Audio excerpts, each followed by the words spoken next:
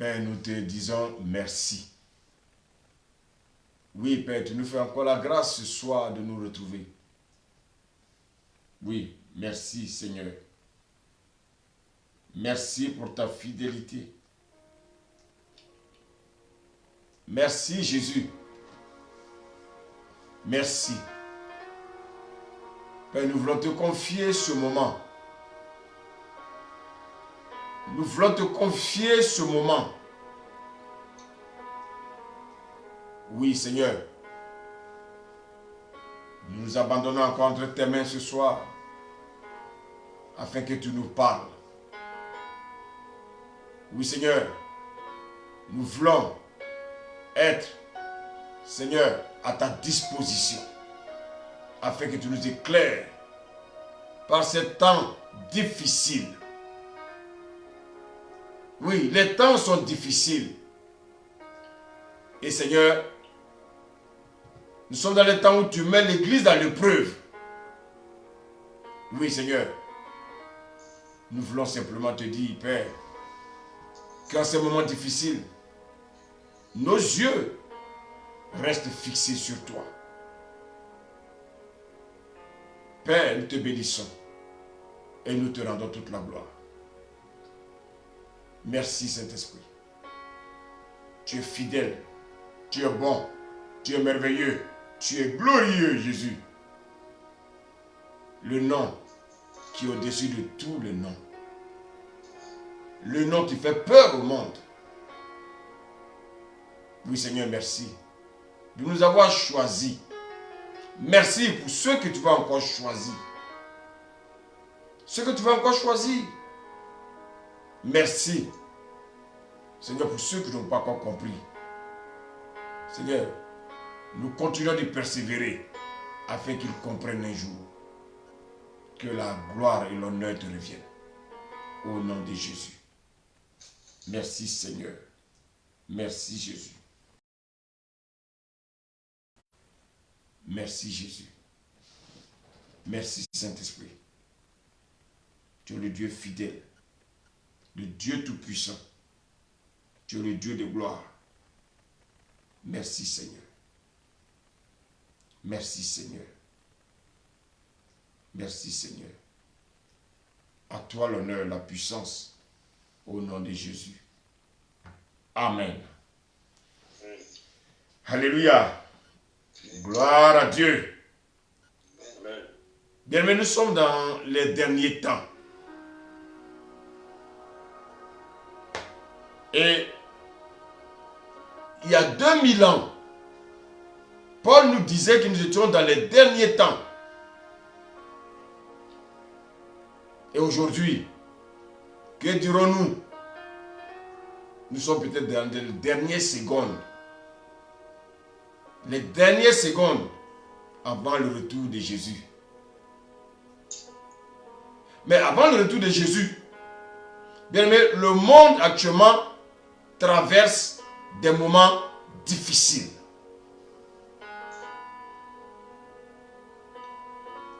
Vous savez qu'avant le retour de Jésus, il faut que l'homme impie, l'antéchrist, le fils de la perdition, oui, il sait que lui, il va à la perdition. Qu'est-ce qu'il a fait? Il a mis, bien aimé, son esprit dans ce monde. Et l'esprit de l'antéchrist aujourd'hui règne. L'esprit de l'antéchrist, bien aimé, conduit des personnes à préparer le retour, bien aimé, à préparer la venue de l'antéchrist. Mais bien aimé, avant de parler de l'antéchrist, il est important de savoir certaines choses auparavant. Par rapport à tout ce qui se passe, par rapport à tout ce qui se dit, par rapport à tout ce que nous voyons, concernant donc la fin des temps, nous devons comprendre que les prophéties bibliques sont à leur terme. Et les prophéties bibliques s'accomplissent au fur et à mesure. Aujourd'hui, il est question de la bête. Et il y a un président qui a osé même dire que la bête est là. Mais malgré le message de ce président, il y a des chrétiens qui n'ont pas compris, bien-aimés, qui doivent être prêts. Aujourd'hui, tout le monde a peur. Aujourd'hui, tout le monde se pose des questions. Faut-il faire? Faut-il ne pas faire? Bien-aimé, Dieu te met à l'épreuve. Aujourd'hui, il est question, bien-aimé, de préparer la venue de la bête. Et nous, chrétiens, nous ne devons pas être ignorants. Nous ne devons pas être ignorants. Nous devons savoir toutes ces choses. Le monde impie en parle. Et nous devons savoir que la bête va régner. Bien-aimé. La bête va régner. Mais avant de parler de la bête, nous devons savoir qu'il y a un homme dans la Bible qui a parlé des 4 bêtes. Oui. 4 bêtes qui se sont succédées.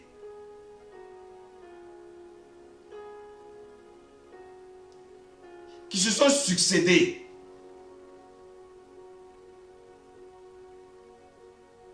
Et aujourd'hui, on arrive au temps d'une seule bête. Et cette bête est appelée l'Antéchrist. Cette bête est appelée le gouverneur mondial. Et actuellement, il met ses pions en marche. Alors, bien aimé, nous ne pouvons pas bien connaître cette bête sans connaître les 4 bêtes qui l'ont précédé. Bien aimé, c'est vrai, à la fin des temps, il y aura une seule bête. Mais cette bête, elle provient, bien aimé, des 4 bêtes dont a parlé Daniel. Oui, bien aimé, la bête vient régner. Mais elle régnera sur qui? Alors, toi qui m'écoutes, si tu ne veux pas que la bête règne sur toi, commence à arranger ta vie. Commence à vivre une vie de repentance.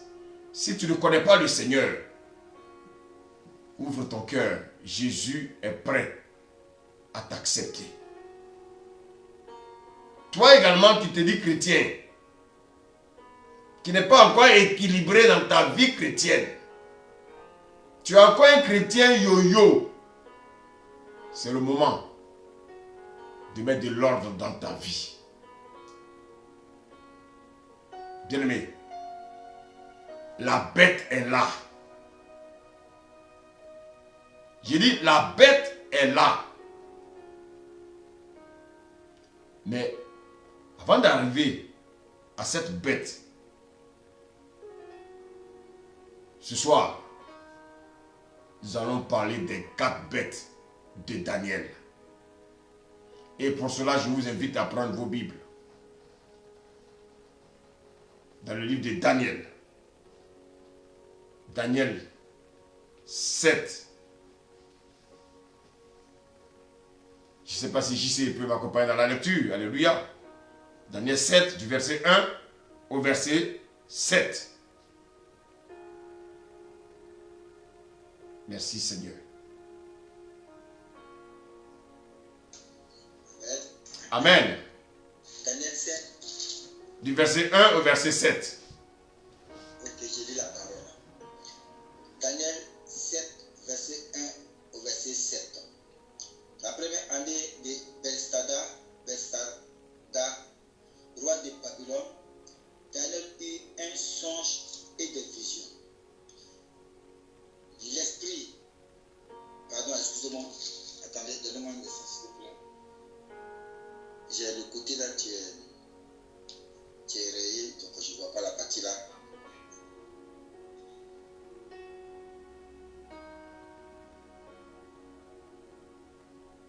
Désolé, excusez-moi.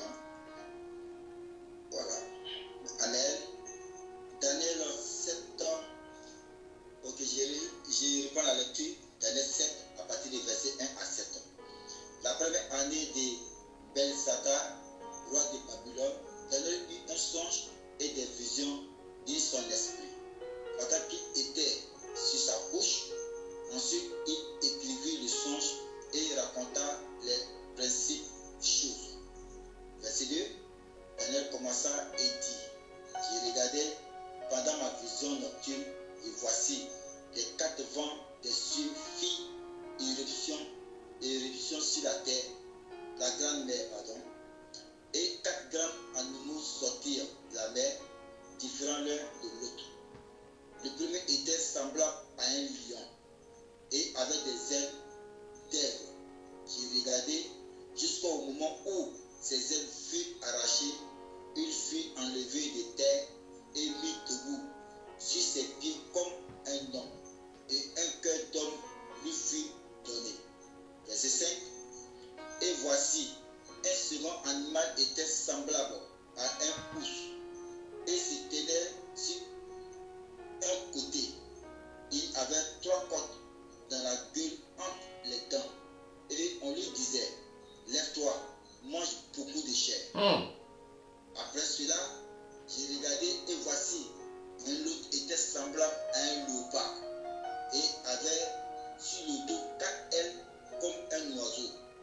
Cet animal avait 4 têtes et la domination lui fut donnée. Verset 7. Après cela, j'ai regardé pendant mes visions nocturnes et voici, il y avait un 4e animal terrible, épouvantable et extraordinairement fort. Il avait de grandes dents de fer. Il mangeait, brisait et voulait au pied ce qui lui restait. Il était différent de tous les animaux précédents et il avait 10 cornes. Il avait 10 cornes. Alléluia. Voici un très très beau texte qui introduit notre message de ce soir, bien-aimé. Qui est Daniel? Daniel était un Israélite qui a été déporté à Babylone. Et lorsqu'on lit Daniel 1, la Bible dit, le roi Nebuchadnezzar invitait les Israélites à manger à sa table. Mais la Bible nous dit, Daniel et 3 de ses amis ont refusé de manger à la table du roi.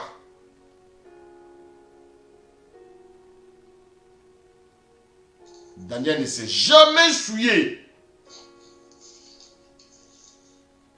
Et la Bible nous dit ici, bien-aimé, que malgré son éloignement de Jérusalem, Daniel était toujours en communion avec son Dieu.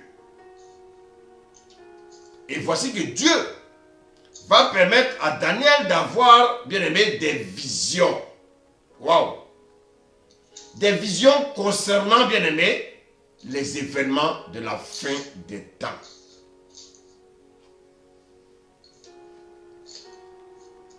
Alors, pour mieux comprendre l'antéchrist qui va venir régner, il faut comprendre d'abord qu'il y a un prophète qui avait déjà reçu cette révélation.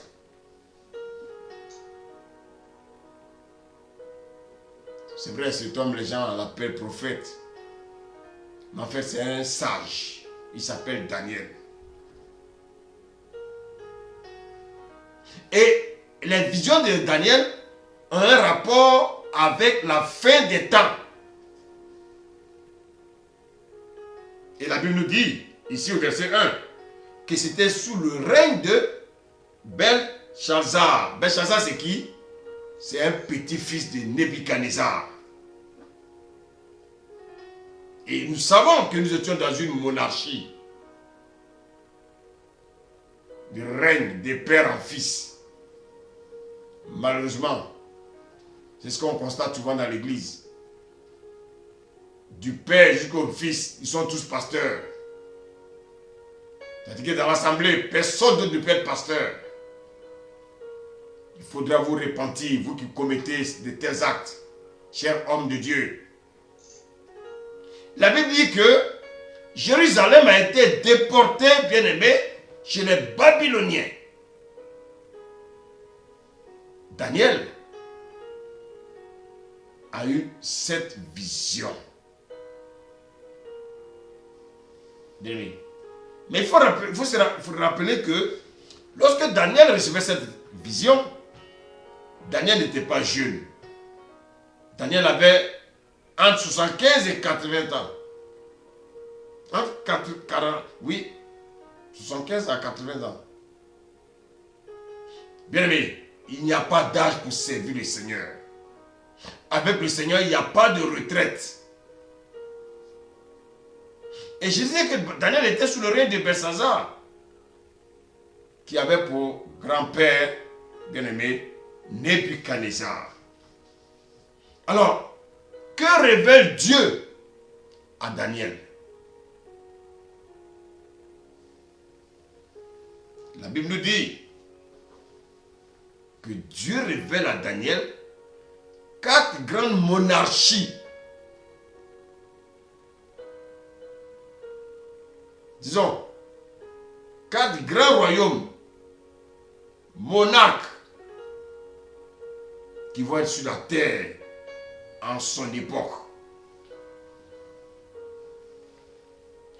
Alors, je vais aider un peu ce soir les chers frères et amis chrétiens. Regardez comment de fois le peuple d'Israël a souffert.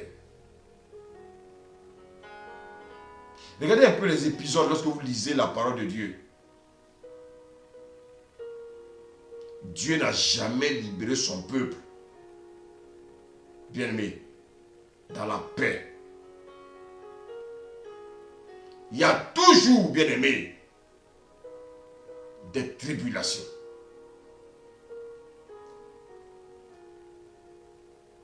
Il y a toujours des tribulations. Regardez bien. Avant que le peuple d'Israël ne sorte de l'Égypte, bien-aimé, regardez comment le peuple a connu beaucoup de persécutions, beaucoup de tribulations. Même pour traverser la mer Rouge, Pharaon a continué à les poursuivre. Regardez également au temps du déluge. Lorsque Noé va bâtir l'arche, Noé et sa famille vont se réfugier dans l'arche. Mais regardez ce qui s'est passé. Le déluge qui est venu après. Ça veut dire quoi? C'est que Noé et sa famille ont vu le déluge.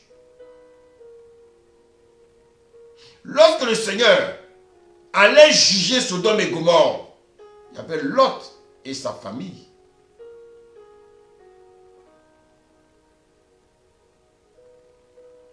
Et le Seigneur a sorti Lot et sa famille. Et pendant qu'ils sortaient, ils voyaient Sodome et Gomorrhe en feu. Malheureusement, il y a une qui est restée en arrière parce qu'elle aimait encore les choses du monde. Toi qui aimes les choses du monde, fais attention parce que tu risques d'être un esclave de l'Antichrist. actuellement, dans le monde dans lequel nous sommes, arrêtons de nous attacher aux choses du monde. Ça risque d'être un grand piège dans lequel nous allons tomber. Bien-aimés, écoutez-moi ce soir. On dit l'église sera enlevée. Oui, c'est vrai, l'église sera enlevée. Mais avec beaucoup de persécutions. L'église ne sera pas enlevée, bien-aimé, comme chacun le pense dans sa tête. Des gens qu'on va venir prendre en costume pour monter dans un avion et être enlevé dans les airs. Bien-aimé, ce n'est pas comme ça va se passer. Paul a dit, c'est avec beaucoup de tribulations qu'il nous faut pour rentrer dans le royaume. My God. Et beaucoup pensent que c'est un jeu. C'est avec beaucoup de tribulations qu'il nous faut pour rentrer dans le royaume. Mais c'est écrit, frères et sœurs. Et donc, les temps que nous avons commencé à vivre annoncent les couleurs des tribulations qui nous attendent, nous chrétiens. Donc, arrêtons de rêver. Arrêtons de rêver. Et Dieu va permettre que Satan nous persécute. Dieu va permettre que l'Antéchrist nous persécute. Dieu va permettre que l'esprit de l'Antéchrist nous persécute. C'est maintenant qu'il faut apprendre à vivre par la foi. C'est maintenant qu'il faut apprendre à vivre par la foi, chrétien. Nous parlons bien aimé de l'Antéchrist. La bête est là. Il y a un président qui l'a dit. Seuls les chrétiens ne savent pas cela. Toi, chrétien qui aime le mélange, c'est le moment de sortir du mélange. Dieu ne vient pas chercher des gens qui sont mélangés. Dieu ne vient pas chercher des chrétiens qui sont dans le mélange. Non. Bien-aimé, les chrétiens pensent que Dieu viendra les prendre dans un avion pour les amener dans les airs. Paul dit, c'est avec beaucoup de persécutions qu'il nous faut entrer dans le royaume. Et bien aimé, donc ce soir, je suis en train de parler des 4 bêtes de Daniel. Avant de parler plus tard de la bête de notre temps, je suis en train de parler ce soir des 4 bêtes de Daniel. Bien aimé. Et donc, comme je le disais, Dieu a révélé à Daniel les 4 grandes monarchies qui ont régné sur cette terre à l'époque de Daniel. Et quelle est la raison pour laquelle Dieu parle à son prophète de ces royaumes? Lorsque nous lisons l'histoire, il y a eu plusieurs royaumes. Ce n'est pas seulement les 4. Il y a eu plusieurs royaumes. Mais les 4 royaumes auront un rapport direct avec la fin des temps. Alors, comment Daniel voit-il ces royaumes? Il voit ces royaumes sous la forme de bêtes, d'animaux. Donc l'homme animal, écoutez-moi bien, l'homme animal doit tout faire, bien aimé, pour crucifier sa chair. Tu veux devenir spirituel, la seule chose qu'il te faut, c'est de crucifier ta chair. L'homme animal, bien aimé, on dit l'homme animal. Donc ça veut dire quoi? Il n'a pas l'esprit de Dieu. L'homme animal n'aime pas les choses de Dieu.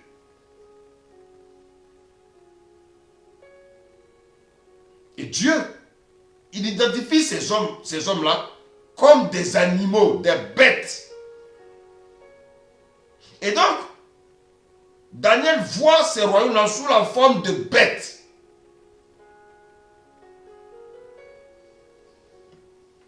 Et regardez bien, quand on lit le verset 4, la Bible nous dit que le premier était semblable à un lion.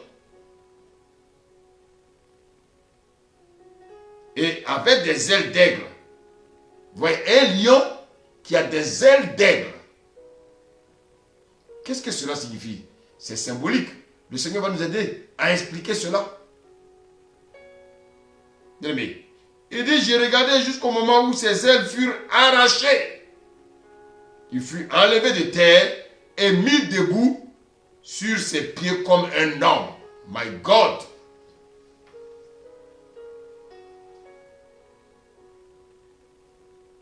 Daniel a vu un lion avec des ailes d'aigle.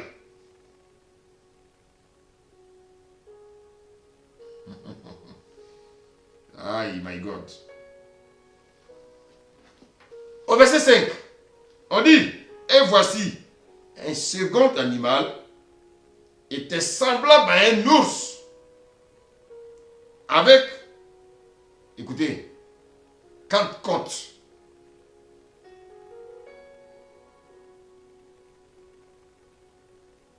Bien aimé. Il se tenait sur un côté, et il avait 3 côtes, excusez-moi, dans la gueule, entre les dents, et on lui disait, lève-toi, mange beaucoup de chair.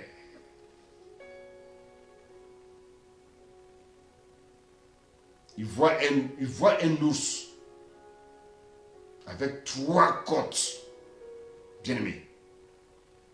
Et dans la gueule, entre les dents, et il y a une précision ici, on dit qu'il voyait l'ours sur un côté. Qu'est-ce que cela signifie? Le Seigneur va nous aider à comprendre tout ça. C'est très important de comprendre toutes ces précisions. Et après l'ours, bien aimé, il voit un troisième animal, un troisième royaume, un troisième animal semblable à un léopard. Bien aimé. On dit qu'il avait le dos, sur le dos, 4 ailes, comme un oiseau. Et cet animal avait 4 têtes. Et la domination lui fut donnée. Et la Bible nous dit, au verset 7, ça c'est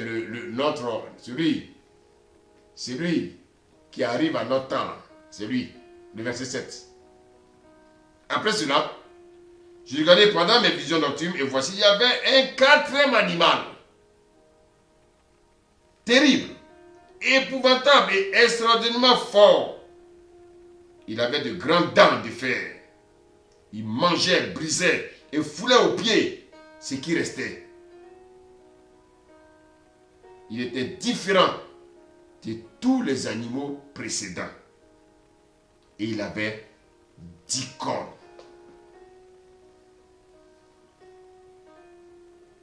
La Bible dit que cet animal, le 4e, était terrible, épouvantable et extraordinairement fort.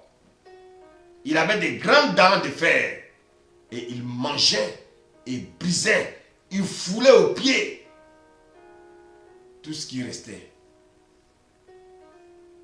Nous voyons qu'en fait, Daniel n'a pas pu identifier le 4e animal. Daniel n'a pas pu identifier la 4e bête. Il a simplement constaté que cette bête était bizarre. Daniel a vu que cette bête était bizarre. Daniel n'a pas pu, bien aimé, donner un nom à cette 4e bête. Vous savez pourquoi? Parce que Daniel ne savait pas qui était cette bête. Daniel ne savait pas qui était la 4e bête. My God. Chrétien, cette 4e bête, Tu vas la connaître. Daniel n'a pas connu. Parce que cette quatrième bête n'était pas en son temps. La quatrième bête, elle est pour ton temps. Et donc la Bible dit que dans la vision de Daniel, Daniel voyait 4 bêtes qui sortent de la mer. Que représente la mer? Bien-aimé, ce n'est pas la mer, l'océan Atlantique, c'est pas ça, frère. C'est une métaphore. La mer ici, bien-aimé, est synonyme des peuples, des nations.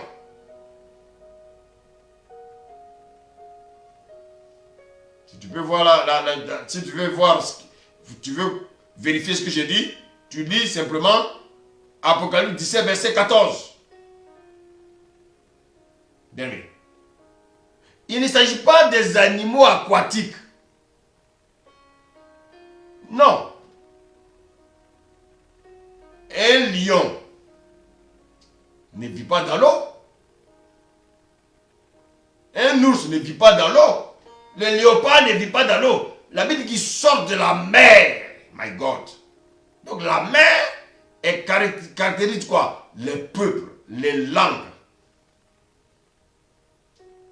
Et les royaumes qui ont été cités sont des royaumes mondiaux. Alors, relisons un peu. Daniel 7. La Bible dit au verset 1. La première année de Belshazzar, roi de Babylone, Daniel eut un songe et des visions de son esprit. Et pendant qu'il était sur sa couche, ensuite il écrivit le songe et racontait les principales choses. Verset 2. Daniel commença et dit, je regardais pendant ma vision nocturne, et voici, les 4 vents des cieux firent irruption sur la grande mer. Mais qu'est-ce que cela signifie? Les 4 vents, bien-aimés, les 4 vents des cieux qui firent irruption sur la mer. Qu'est-ce que cela signifie, frère? Ces 4 vents ne sont rien que des vents politiques, les mouvements de pensée. Vous savez que le monde est en perpétuel mouvement. Il y a une période où il y a la monarchie, une période où il y a la dictature, une période où bien aimé, il y a la démocratie. Tout ça, ce sont des vents. Bien aimé, à chaque époque, il y a des vents. Aujourd'hui, ces vents-là existent toujours. Il y a encore des peuples monarques. Il y a encore des royaumes monarques. Il y a des peuples qui parlent de démocratie. Il y a des peuples où les chefs d'État sont des dictateurs. Bien aimé. Donc, vous voyez beaucoup de courants politiques qui sont en marche. Le système politique, par exemple, romain, était à l'opposé du système politique de Babylone. En Italie, il y avait ce qu'on appelait le Sénat. Mais à Babylone, c'était la monarchie. Bien aimé. Il y avait la suprématie. Bien aimé. Et ce sont des choses que nous devons comprendre. Donc il y avait un perpétuel mouvement dans le monde. Le monde bougeait. Comme aujourd'hui, le monde est en train de bouger. Et les chrétiens aujourd'hui, ils ne savent pas qu'est-ce qu'ils vont faire. Et bien aimé, il y a un seul chemin. Le seul chemin, c'est le chemin de Jésus-Christ. Il n'y a pas deux chemins. Et Jésus n'est pas dans le mélange. On ne négocie pas, on ne rentre pas dans le compromis avec Jésus. Nous sommes dans une période. Fais attention de ne pas rentrer dans le compromis.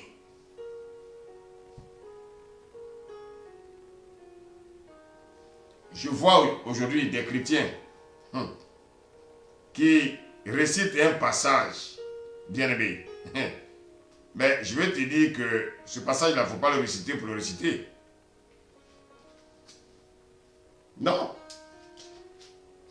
Il récite un passage là pour pouvoir se consoler. Il récite aujourd'hui Marc 16, verset 18, où la Bible dit, ils saisiront des serpents, s'ils boivent quelques breuvages mortels, ils ne leur feront point de mal, ils imposeront les mains aux malades, et les malades seront guéris. Bien aimé, écoute-moi bien. Si quelqu'un veut t'empoisonner, en tant que chrétien, tu ne sais pas, tu as fait une prière, le poison ne peut pas t'atteindre. Mais si tu sais que c'est un poison, et puis tu pries pour boire, tu vas mourir. Parce qu'on ne tente pas Dieu. Aujourd'hui, nous tous, nous savons qu'il y a un poison dans ce monde. Ne prends pas le poison et puis de dire que oui, que le Seigneur a dit que si je bois quelques breuvages mortels, ils ne me feront pas de mal. Attention. Suivez mon regard. C'est une parenthèse. Bien aimé. Bien aimé. Nous sommes en train de parler des 4 bêtes. Et je vais vous faire voir quelque chose, bien aimé. Quand vous voyez dans la prophétie biblique où on parle des animaux, on parle des bêtes, ça signifie simplement les royaumes. Et quand vous voyez les cornes, cela fait allusion au roi, au monarque. Donc la bête symbolise un royaume. Les cornes symbolisent les rois. Donc Daniel, il a eu une vision et il voit ces 4 bêtes qui sortent de la mer. Bien-aimé, vous savez que Daniel, il interprétait les songes. Mais quand il va vieillir, Dieu lui-même va se révéler à lui pour qu'il lui-même, il ait des visions. Alors, les 4 bêtes que Daniel a vues, bien aimé, ont un lien avec le royaume de l'Antichrist qui a, bien aimé, qui arrive bientôt. Mais sachez que l'esprit d'Antichrist est déjà là.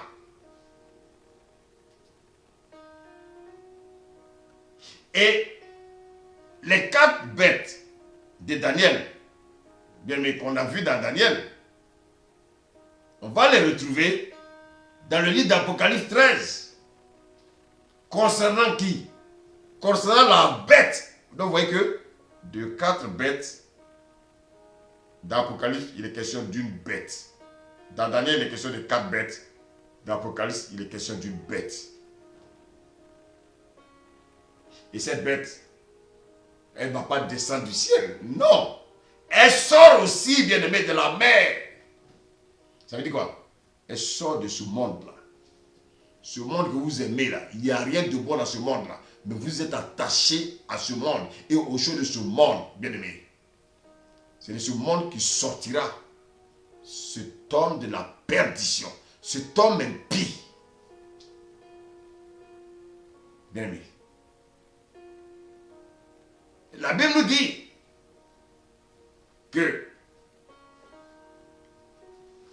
je retourne donc dans Daniel. Donc Daniel 7, verset 2. La Bible nous dit que Daniel commença et dit, je regardais pendant ma vision nocturne et voici les 4 vents des cieux firent irruption sur la grande mer. Et au verset 4, on dit, le premier animal était semblable à un lion. Un lion qui sort de la mer. Dites-moi, est-ce que vous avez déjà vu un lion qui peut sortir de la mer? Non. Un lion qui sort de la mer, nous sommes d'accord que ça ne coupe pas les rues. Non. C'est même invraisemblable. Un lion qui sort de la mer. Bien aimé. Et le lion que Daniel a vu est un lion qui est bizarre. Un lion qui a des ailes. My God. Un lion qui a des ailes.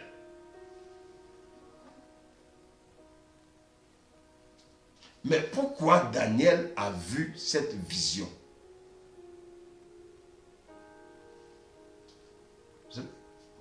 On se pose des questions pour mieux comprendre. Pourquoi Daniel a vu cette vision?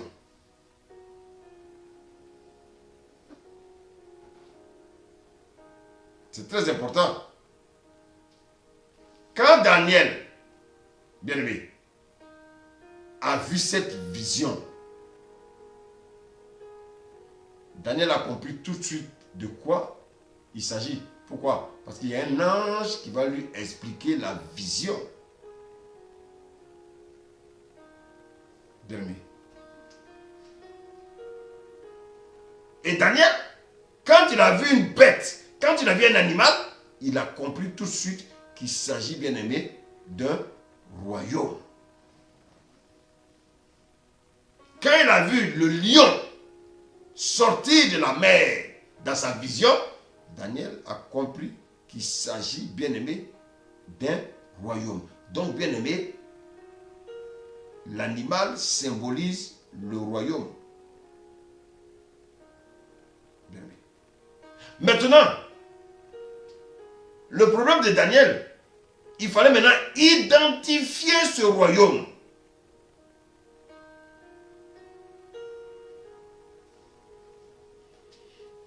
Ce royaume, l'ange va lui expliquer que ce royaume est l'empire babylonien. Vous savez que ce royaume a existé entre 605 et 562 avant Jésus-Christ. Alors, bien aimé, il y a des questions qu'on est amené à se poser. Pourquoi Dieu montre-t-il à Daniel ce royaume sous la forme d'un lion?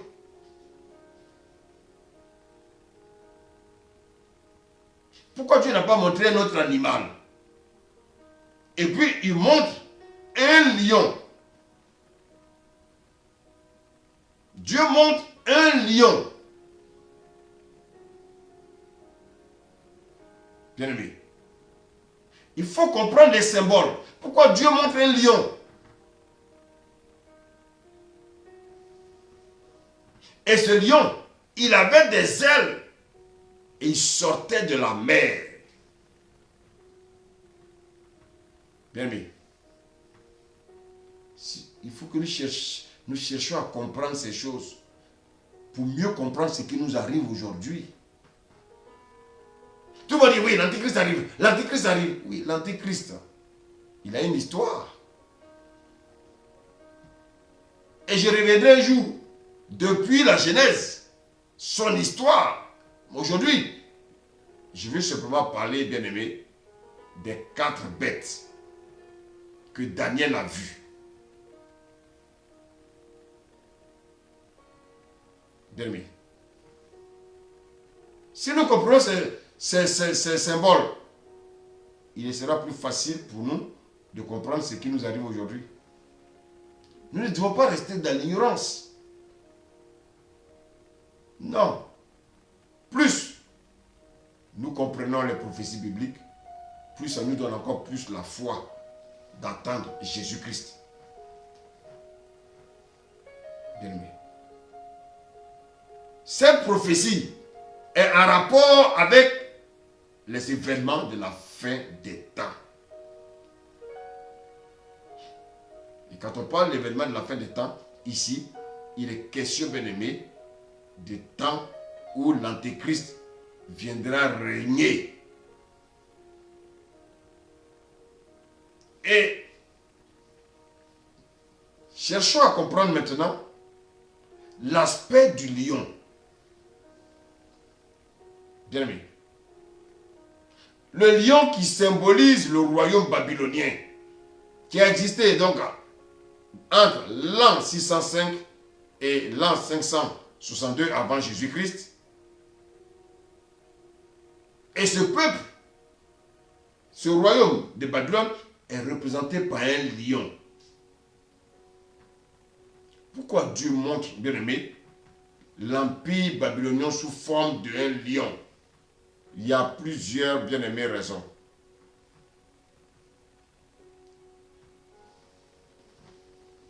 Nous savons tous,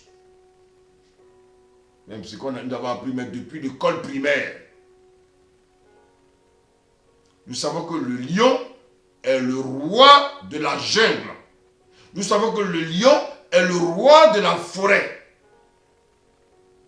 Suivez-moi bien. Je vais aller doucement pour que nous comprenions les choses.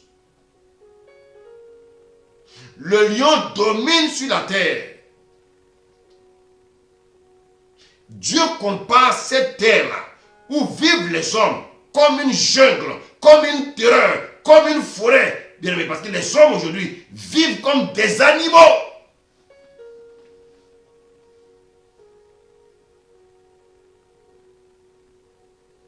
Et regardez aujourd'hui, qu'est-ce qui se passe?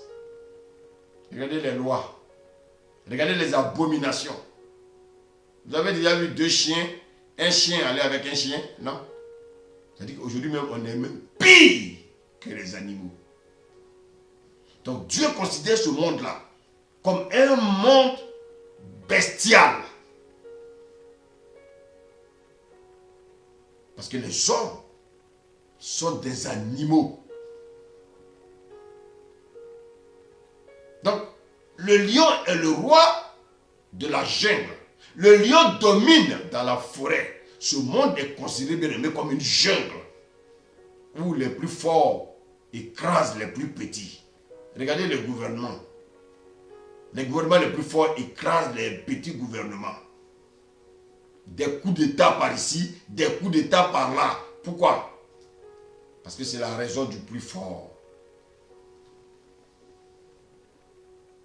Le lion est le roi des animaux terrestres. Mais la terre est considérée bien comme une jungle. Voici pourquoi le roi Nebuchadnezzar est considéré comme un lion.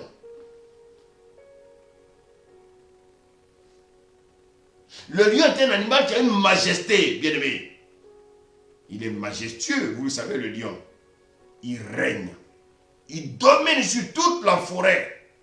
Aucun autre animal ne peut, bien aimé, se présenter devant le lion. Le lion, qu'est-ce qu'il fait? Il le dévore. Nous sommes dans un monde où les plus forts dévorent les plus petits. Nebuchadnezzar, à son temps, il dévorait tous les peuples. Il dévorait tout le monde. Il dominait tout le monde. Il était farouche. Il était, bien aimé, bestial. Il écrasait tout le monde. Voici pourquoi Nebuchadnezzar est vu comme un lion.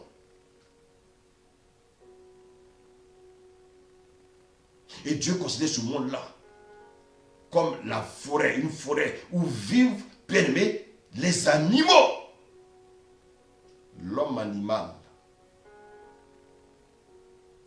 Il avait un règne totalitaire.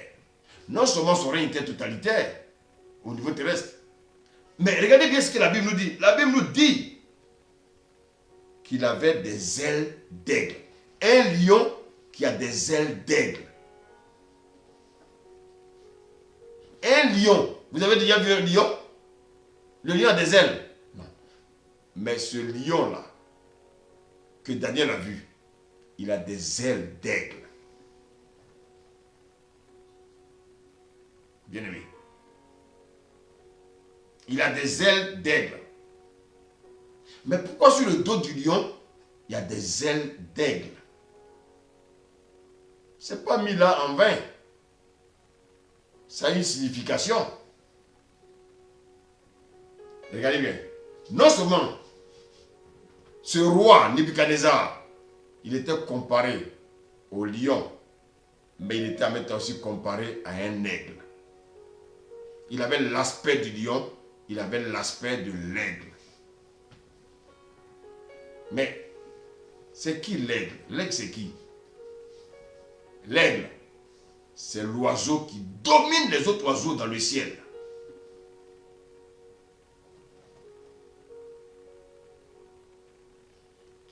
La parole de Dieu, elle est bien, elle est bonne, et elle nous fait du bien.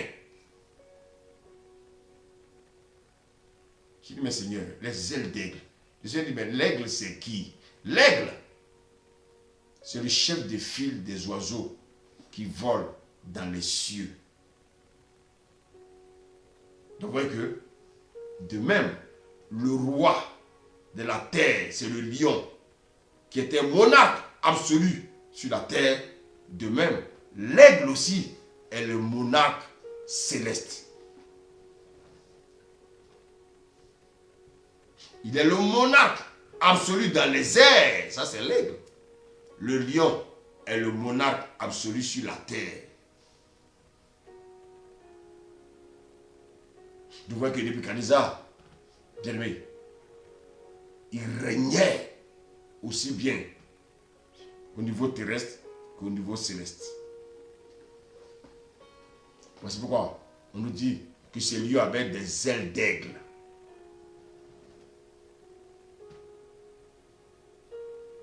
Tout ça pour montrer à Daniel l'ampleur bien aimé du royaume de Nebuchadnezzar. Il dominait non seulement sur la terre. Vous voyez comment il était puissant. Mais on voit également que son règne avait un impact dans le monde céleste. Donc, Nebuchadnezzar, il était le roi le tout-puissant, qui avait non seulement un règne terrestre, mais également céleste. Donc, vous voyez qu'en fait, la domination qu'il avait ne venait pas des hommes. Pas du tout. Pas du tout. Écoutez-moi bien ce soir, frère. On veut parler de la bête, on parle d'Antéchrist. Il faut connaître l'histoire. D'où tout a commencé. Aujourd'hui, je suis en train de parler des 4 bêtes. Mais je parlerai de l'historique depuis, bien aimé, la Genèse. Ce qui est a déjà été. Ce qui sera a déjà été. Bien aimé. Tout ce qui se passe, les événements que nous voyons ne sont que des répétitions des événements passés. Israël a souffert pour entrer à Canaan. Vous ne voulez pas souffrir. Vous voulez croiser les bras. Le Seigneur Jésus va venir avec un avion pour venir vous amener dans les airs. Ah bon? D'accord. Restez dans le compromis. Bien aimé. Donc vous voyez que Daniel a vu cette vision que Dieu lui a montrée par rapport, bien aimé, aux différents royaumes qui ont régné sur la terre et le royaume qui voudra régner à la fin des temps. Bien aimé. Mais est-ce que vous savez que Dieu, vous savez, Dieu est juste. La vision, il a montré une vision à Daniel. Mais Dieu va montrer 2 visions à Nebuchadnezzar.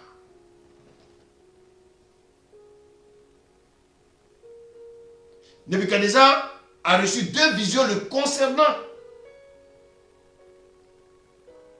Et à chaque fois, il n'arrivait pas lui-même à interpréter les visions. Vous savez pourquoi? Il n'a pas l'Esprit de Dieu.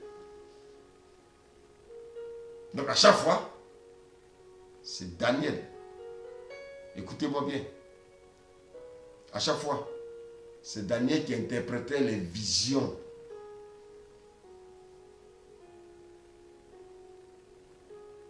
Lui, quand il avait les visions, il était troublé.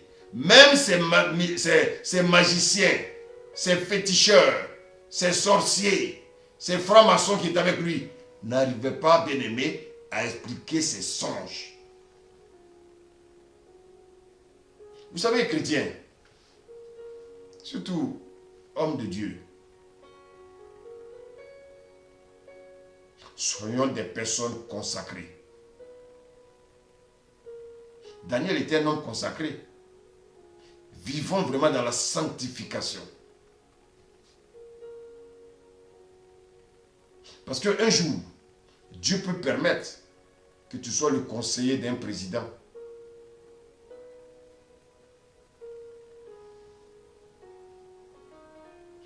Malheureusement, il y a beaucoup de chefs d'État qui ont été côtoyés par des pasteurs. Et ces pasteurs-là étaient soi-disant leurs conseillers spirituels. Mais je n'ai pas vu un qui s'est converti à Jésus-Christ. Êtes-vous conseiller de ces présidents? Pourquoi?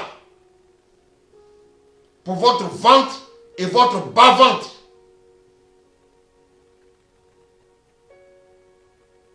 Comment tu peux être le conseiller d'un président?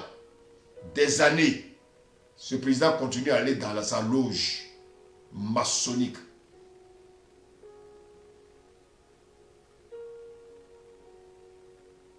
Vous mentez à ces présidents. Vous ne leur dites pas la vérité. Vous dites que vous êtes des pasteurs. Vous êtes des conseillers des présidents. Vous êtes conscients qu'ils sont dans les loges. Vous êtes conscients qu'ils vivent dans le péché. Vous n'êtes pas capable, avec la sagesse, de les ramener au Seigneur. Tout ce qui vous intéresse, c'est de remplir vos poches. Mais sachez que cet argent que vous prenez de cette manière-là, Dieu n'agrée pas cela. Parce que vous ne faites pas le travail de Dieu pour mériter ce que vous avez. Vous savez que ces hommes-là sont dans l'erreur. Et vous mentez, vous ne leur dites pas la vérité. Quelqu'un m'expliquait le cas d'un président ici en Afrique. Un président de l'Afrique centrale. Qui a invité des pasteurs pour venir prier avec lui. Il a vu ces pasteurs-là se battre dans son palais à cause des mallettes d'argent qu'il leur a donné. Ils ont commencé à se battre devant lui. Et ce président, depuis ce jour, il a dit qu'il ne voulait plus voir un pasteur chez lui. Vous avez vu Daniel? Daniel ne connaît pas Nebuchadnezzar. Daniel, il disait la vérité à Nebuchadnezzar. Pourtant, Nebuchadnezzar était un roi atroce, un roi méchant. Mais Daniel n'avait pas peur de dire la vérité.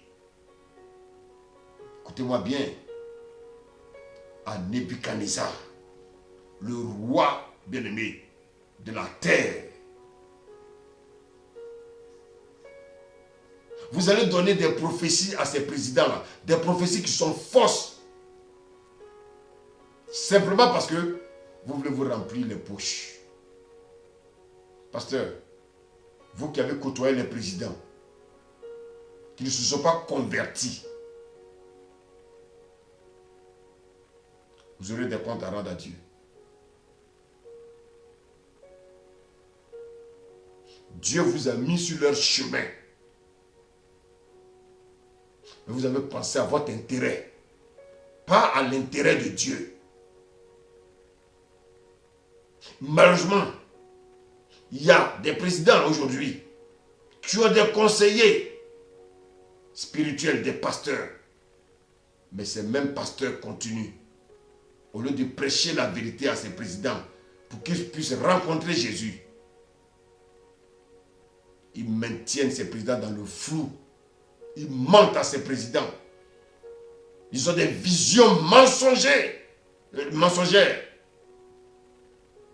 Des visions mensongères. Simplement parce qu'ils veulent s'enrichir. Un pasteur ne doit pas s'enrichir sur la terre. Non. Un pasteur qui a des châteaux, c'est pour aller où? Jésus dit, les renards des tanières, le Fils de l'homme n'avait pas où poser sa tête. Mais nous aujourd'hui, les pasteurs, on veut avoir des châteaux, on veut avoir des voitures ici, on veut avoir des Mercedes. Il y en a même bien qui ont des avions, ils disent qu'ils ont des jets privés. My God. Dites-moi, Jésus à son temps, il ne pouvait pas avoir des jets privés, le grand Jésus. Mais pourquoi à son temps, il n'a pas préparé tout ça? Parce que ce n'était pas important. Dites-moi, quel est l'évangile que vous voulez plus me prêcher là? La richesse. Quelle richesse? Je ne dis pas qu'un chrétien ne peut pas être riche. C'est pas ce que je dis. Mais Dieu, il sait comment enrichir un chrétien. À quoi sert-il un homme de gagner le monde s'il doit perdre son âme? Beaucoup ont perdu leur âme à cause des richesses de ce monde. Bien-aimé,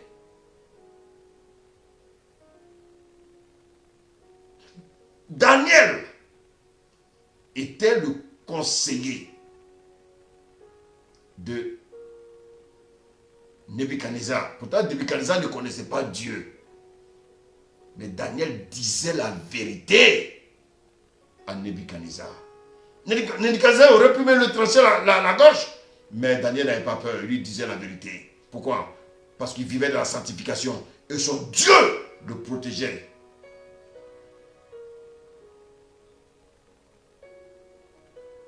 Lorsque Nathan allait dire à David son péché, est-ce que Nathan a tergiversé? Nathan est venu avec une parole de sagesse.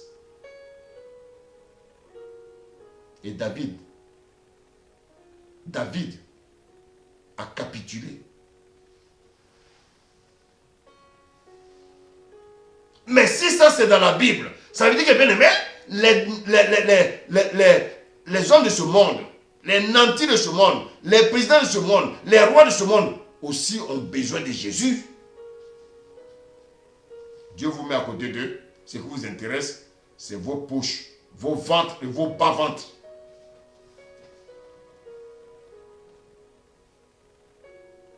Moi, je ne suis pas venu pour être ami d'un pasteur, non. Jésus, je suis l'ami de Jésus, ça me suffit. Aujourd'hui, il y a des groupes de pasteurs, ils ont des clubs, ils s'invitent entre eux. Pourquoi? Parce qu'ils mangent ensemble la viande sacrifiée aux idoles. Pourquoi vous n'invitez pas les pasteurs qui disent la vérité dans vos églises? Parce que vous savez que le peuple de Dieu auront les yeux ouverts. Donc, vous êtes dans un conclave là, avec vos messages édulcorés là, les messages tordus, de mensonges.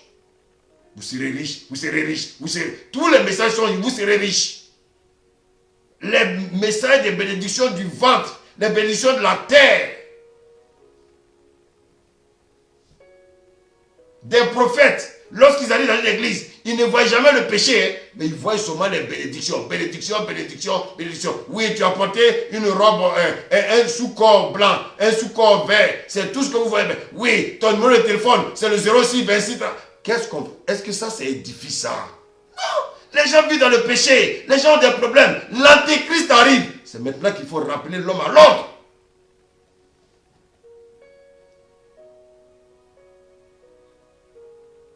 Chrétiens, restez dans ces églises où on vous ment. C'est votre affaire.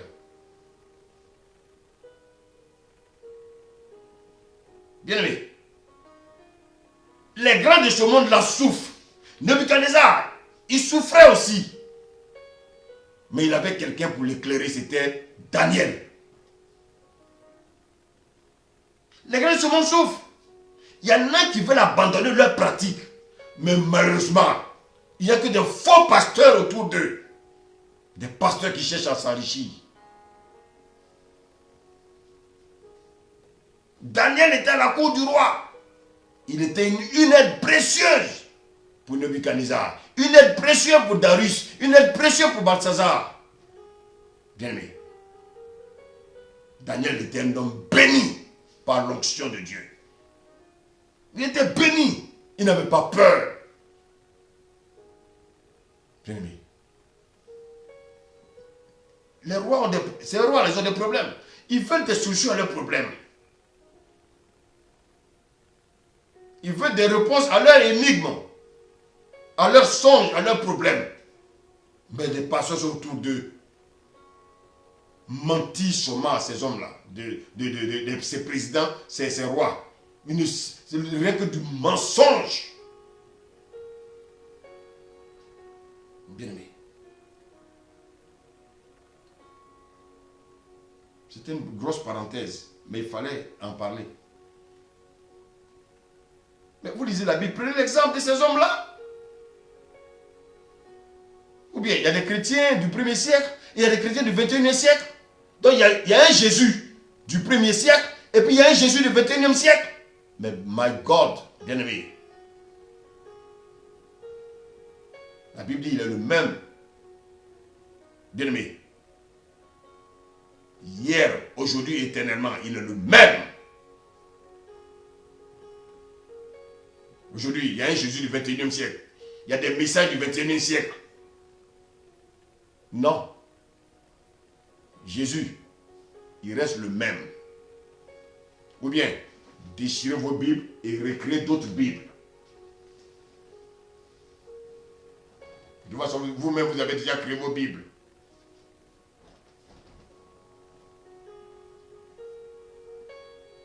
Daniel a eu une vision. Nebuchadnezzar aussi, Dieu va permettre qu'il ait deux visions.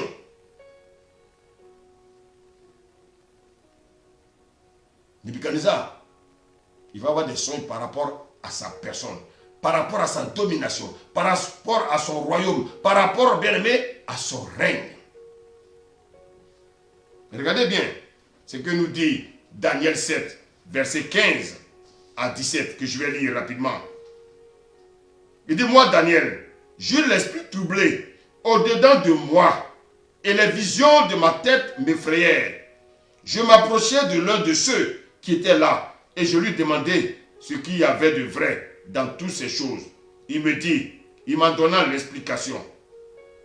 Il dit, ces quatre grands animaux, ce sont les quatre grands rois qui s'élèveront de la terre. Les quatre grands rois qui s'élèveront de la terre. Que devons-nous comprendre, frères et sœurs? Cette vision de Daniel est en lien avec les événements de la fin des temps. Bien-aimé. Donc, l'ange a expliqué à Daniel que les royaumes, les symboles d'animaux, que tu as vus, ce sont des royaumes.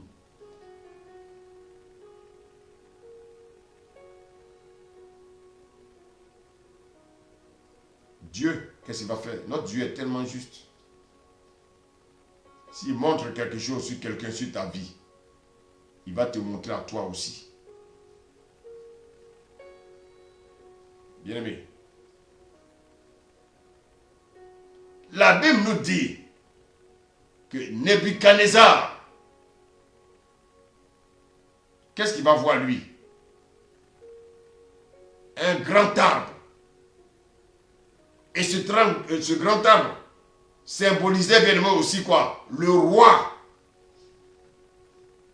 Maintenant, pourquoi une telle différence? Il y a un qui voit des animaux, et puis il y a un qui voit des arbres.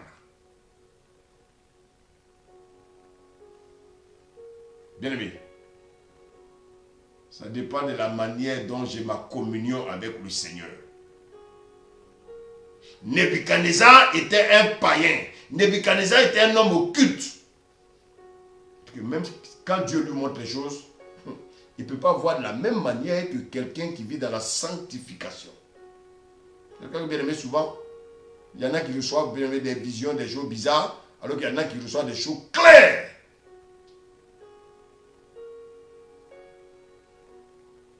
Dieu peut envoyer une vision, bien aimé, mais ton état spirituel va jouer sur la révélation que Dieu t'envoie. La révélation que Nebuchadnezzar a reçue est polluée par son attitude spirituelle. Nebuchadnezzar était un féticheur. Nebuchadnezzar était un franc-maçon. Nebuchadnezzar était bien aimé, un occulte. Mais il ne peut pas voir les choses de la même manière que Daniel. On va lire Daniel 4. À partir du verset 9. Et je vais lire la parole. Donc Daniel 4.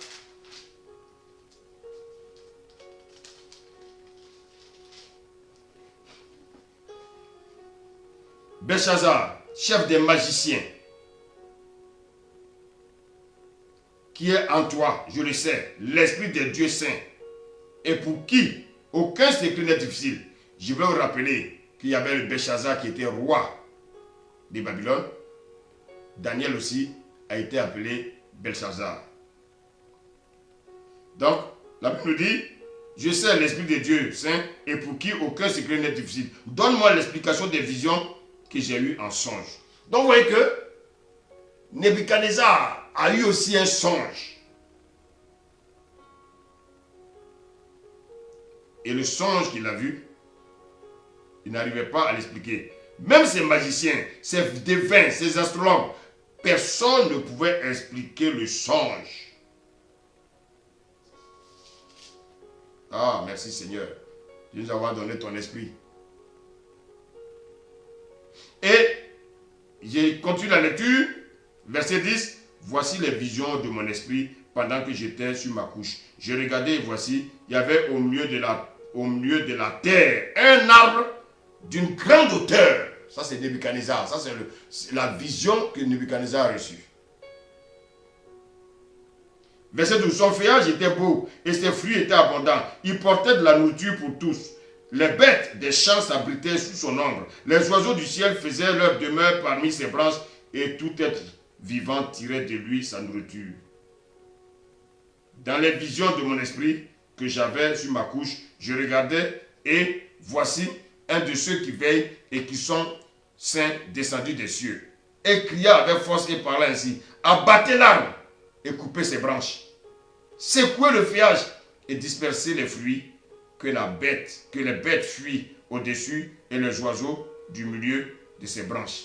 Mais, laissez en terre le tronc où se trouvent les racines et liez-le avec des chaînes de fer et des reins parmi l'herbe des champs, qu'il soit trempé de la rosée du ciel et qu'il ait, comme les bêtes, l'herbe de la terre pour partage. Son cœur d'homme lui sera ôté et son cœur de bête lui sera donné. Et 7 ans passeront sur lui. Cette sentence est un décret de ceux qui veillent. Cette résolution est un ordre des saints, afin que les vivants sachent que les Très-Hauts dominent sur le règne des hommes, qu'il le donne à qui il veut et qu'il élève le plus vil des hommes. Bien-aimés, voici le songe que Nebuchadnezzar a reçu de Dieu. Et là, vous voyez que, à un moment donné, Dieu va le briser. Parce qu'à un moment, il est devenu orgueilleux. Bien-aimé. Daniel, dans son songe, il a vu un lion avec des ailes. Mais Nebuchadnezzar, lui, dans son songe, il a vu quoi? Un arbre avec la cime. Bien-aimé. La cime qui touche le ciel.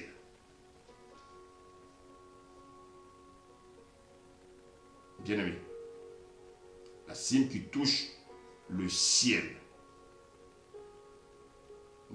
Vous dites au verset 11, cet arbre était devenu grand et fort, sa cime s'élevait jusqu'aux cieux. Vous voyez tout à l'heure, Daniel lui l'a vu un lion avec des ailes d'aigle. Nebuchadnezzar lui voit un arbre avec la cime qui touche le ciel.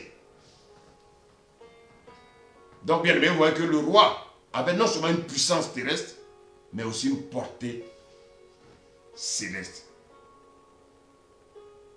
Vous voyez que Daniel, lui, il a vu un lion. Nebuchadnezzar, lui, il a vu un arbre. Comme je l'ai dit tout à l'heure, ça dépend de l'état spirituel de chacun. Dieu veut parler à qui il veut. Dieu peut parler aux païens, mais Dieu parle aux animaux. Il a parlé à l'âne de Balaam. Bien-aimé. Bien-aimé. Imaginez-vous Babylone. Babylone, c'est l'Irak aujourd'hui. Un arbre qui est planté à Babylone. Et puis d'ici la France, on voit, bien aimé, la hauteur de cet arbre. Dieu est en train de montrer une image. À qui? À Nebuchadnezzar. Bien aimé. Dieu voulait montrer à Nebuchadnezzar qu'il était un roi puissant.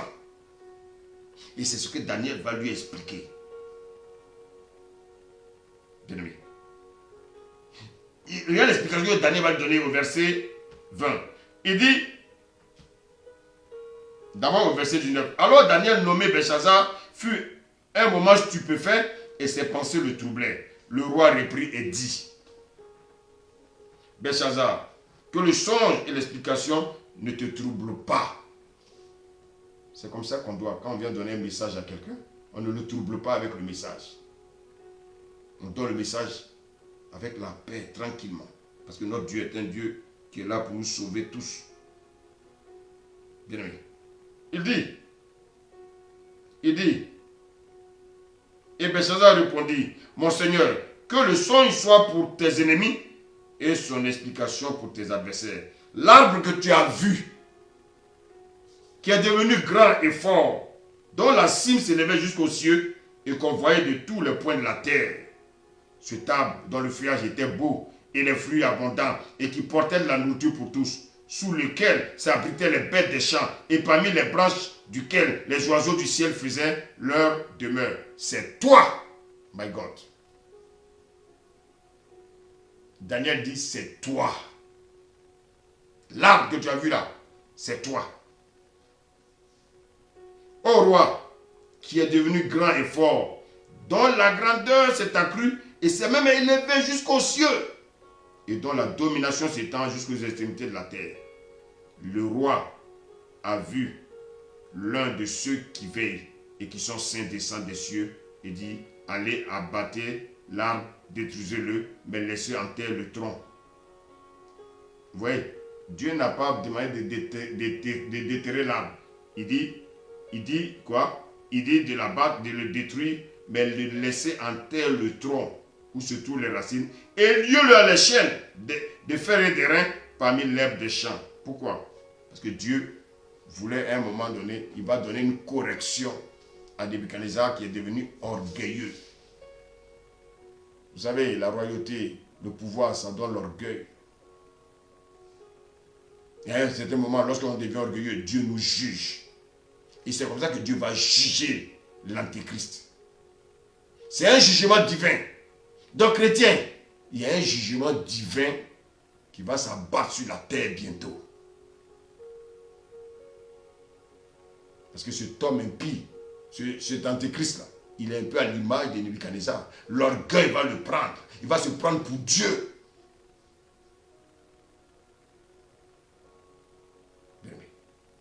Et qu'est-ce que Dieu va faire? Dieu va le corriger. La Bible dit, une voix se fait entendre du ciel. Abattez l'arbre. Donc vous voyez que le roi va subir un châtiment divin. Vous savez, il faudra savoir que là où nous voyons un châtiment de Dieu, voyons l'amour de Dieu. Dieu nous châtie parce qu'il nous aime. Dieu va donner une maladie à Nebuchadnezzar. Il va grogner comme une bête sauvage. Il va être chassé du royaume pendant 7 ans. Vous voyez, Daniel, lui, l'a vu. Un lion avec des ailes. Mais la Bible nous dit que ses ailes seraient arrachées. Il fut enlevé de terre et il fut mis sur pied comme un homme. Bien aimé.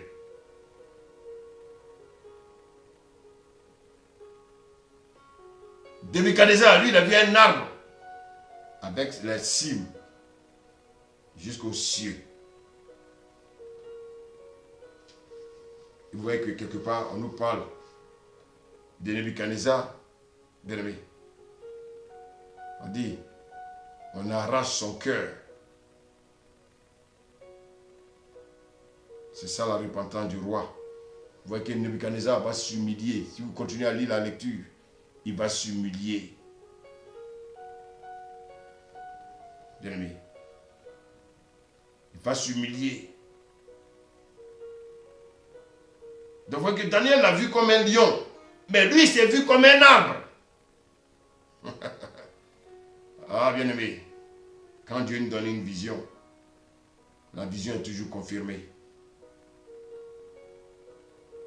La vision est toujours confirmée. La vision que Daniel a vue. La vision que Daniel a vue. Nebuchadnezzar aussi les a vues. Et ça a été confirmé à 3 reprises par Dieu. Rappelez-vous du songe de Pharaon. Il voit des épis et il voit des vaches. Et qu'est-ce que Joseph va lui dire? Il va lui dire, si tu as vu la chose se répéter 2 fois, c'est que la chose est arrêtée par Dieu. Bien-aimé, Daniel va également voir une autre vision. Et tout ça, Dieu voulait démontrer l'ampleur de son royaume. Bien-aimé, dans Daniel 2, c'est par là que je vais terminer. Regardez ce qu'il dit le verset 29.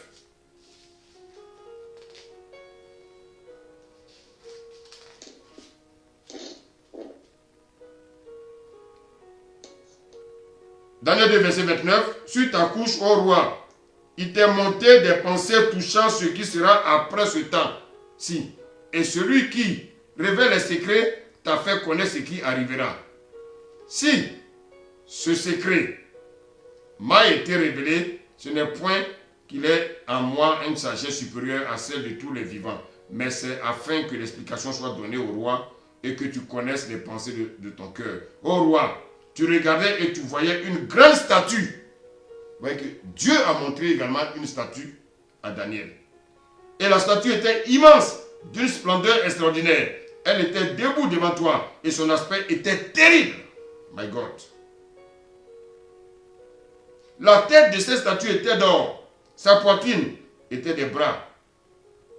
La poitrine et ses bras étaient d'argent. Son ventre et ses cuisses étaient d'airain. Ses jambes de fer, ses pieds en partie de fer et en partie d'argile.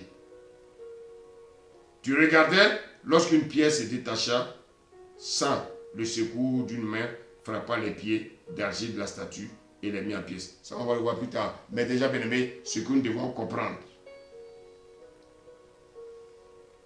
Ça, c'est ce que le roi a vu. Daniel va lui expliquer ça. Regardez ce qu'il dit au verset 37.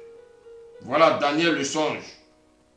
Nous en donnerons l'explication devant le roi. Ô roi, tu es le roi des rois, car le Dieu des cieux t'a donné l'empire, la puissance, la force et la gloire. Il a remis entre tes mains en quelques lieux qu'il habite les enfants des hommes, les bêtes des champs, des oiseaux. Il a fait dominer sur toi, bien-aimé. C'est toi qui es la tête d'or. C'est toi qui es la tête d'or. Là, vous voyez une troisième confirmation. L'ampleur, bien-aimé, du royaume de Nebuchadnezzar. Nebuchadnezzar s'est vu lui-même comme une statue en or, une statue immense. La Bible dit que la tête était en or, la poitrine et les bras étaient en argent. Ça, c'est l'empire médo-perse avec Cyrus, Darius, les Assyriens, etc. Le ventre et les cuisses étaient en airain. Ça, c'est l'empire grec avec Alexandre le Grand. Et les jambes, bien aimé, les jambes de fer, les pieds aussi étaient de fer d'argile. Ça, c'était l'empire romain. Regardez, quel constat nous pouvons faire de la vision de Nebuchadnezzar que Daniel a expliqué. La vision de la statue. On constate qu'on commence de l'or pour arriver à l'argile. Donc on constate une dégradation des matériaux. Ça commence la tête en or, de l'argent ensuite, de bronze après, et puis de fer et d'argile. De même que le lion est le roi de la forêt, de même, l'or est le roi des matériaux. Dans tout ça, Dieu montrait ces choses à Nebuchadnezzar pour dire qu'il était le roi le tout puissant. Mais bien aimé, tout ça pour vous faire comprendre quoi? Daniel voit 4 bêtes qui sortent de la mer.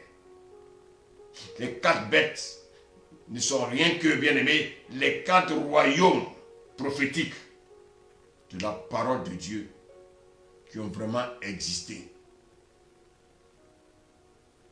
Dans les grandes monarchies prophétiques, bien aimé, de la fin des temps. On a parlé du lion. On va parler des autres bêtes prochainement. L'ours, le léopard et le 4e animal, bien aimé. Le 4e animal, c'est lui qui sera l'acteur. Qui va te métamorphoser. Il aura une autre forme. Bien aimé. Les chrétiens doivent s'apprêter. Parce que l'antéchrist n'est pas loin. Donc, vous voyez que de 4 bêtes, l'antéchrist, il aura l'aspect de toutes ces bêtes en lui. Donc, chrétien,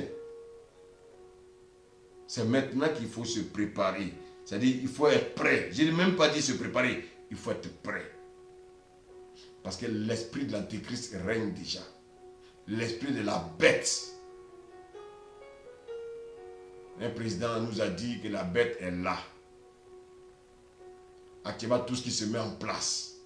Les histoires de vaccins, les histoires de ceci, les histoires de cela. Tout ça, ça prépare la venue de ce gouverneur mondial qui vient gouverner sur la terre. Il sera sans pitié. Parce que nous, chrétiens, c'est maintenant qu'il nous veut mettre de l'ordre dans nos vies. Et surtout, ne pas rentrer dans le compromis. Parce que si nous rentrons dans le compromis, nous serons disqualifiés. Les 4 bêtes, bien aimés, deviendront une seule bête. La bête aura l'aspect de toutes ces bêtes-là. Donc, vous voyez, imaginez-vous, toutes ces bêtes en un seul. C'est lui qui vient régner sur la terre. Chrétiens, préparons-nous à la rencontre de notre Dieu. Chrétiens, vivons dans la sanctification parce que les temps sont mauvais. Chrétiens, c'est maintenant que tu dois vivre la foi. Oui, la foi sans les œuvres, elle est vaine. Que le Seigneur vous bénisse. Amen.